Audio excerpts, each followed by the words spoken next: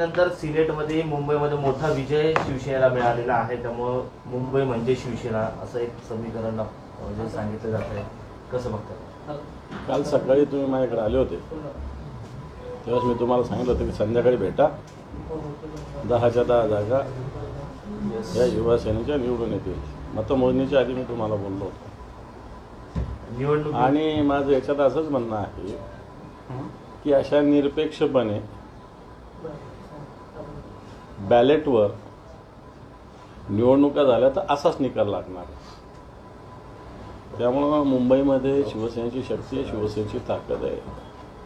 सगळा वर्ग शिवसेनेच्या मागे. मला वाटतं किती डिफरन्स, किती गॅप आहे याच्यामध्ये. निवडणुकीत थोडासा गॅप असला तर मी समजू शकतो, परंतु एवढा गॅप आणि सगळ्याच्या सगळ्या जागा युवा सेनेनं मान्य आदित्यजी ठाकरे साहेब यांच्या नेतृत्वात जिंकलेला आहे. मुंबईत शिवसेनेचाच आवाज आहे आणि तो महाराष्ट्रातील आहे. विधानसभेच्या निवडणुका बॅलेट पेपरवर घ्याव्याची त्याची मागणी आहे.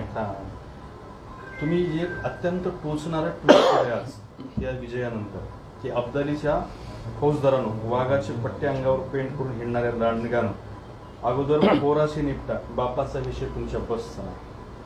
बरोबर आहे. कारण उद्धवजी ठाकरे साहेबांनी या देशात कुणी आवाज उठवला असेल या सगळ्या दिल्लीच्या पदपातशाहीविषयी तर तो उद्धवजी ठाकरे साहेबांनी आवाज उठवलेला आहे. आणि नंतर हा आवाज बुलंद होत गेला, त्याच्यात सगळे लोक सहभागी होत गेले आणि भारतीय जनता पार्टीला बहुमतापासून रोखलेलं आहे. उद्धवजी मोठे नेते. आज आदित्यजी साहेबांनी, आदित्य ठाकरे तर त्यांचे पुत्र आहे, युवा सेनेचे प्रमुख आहे, त्यांनीच यांना हरवलेले. सगळे एक झालेले होते.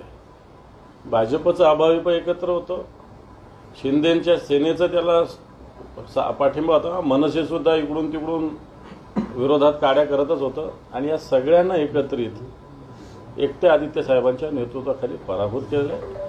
हाच इशारा आहे की तुम्ही जे डराव वाघाचं कातडं घेऊन आम्ही वाघ आहोत असे ते 2-4 लोक बोलत असतात ना, आशिष शेलार बेलार आणखी ते बारीक 2-4 लोक.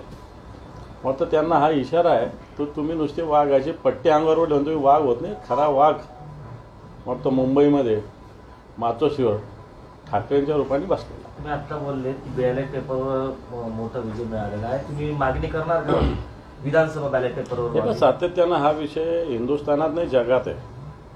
कित्येक मोठ्या जगामध्ये इलेक्ट्रॉनिक वोटिंग मशीन बंद करून बॅलेटवर निवडणुका झालेल्या आहेत आणि बॅलेटवर लोकांना सुस्पष्टपणे विश्वास निर्माण होतो की मी कोणाला मतदान केलेलं आहे.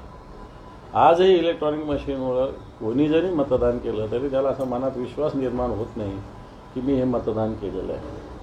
विश्वास जरी निर्माण झाला तरी त्याचा पुरावा कोणताही त्याच्याकडे राहत नाही आणि त्यामुळे बॅलेट ही योग्य पद्धती आहे.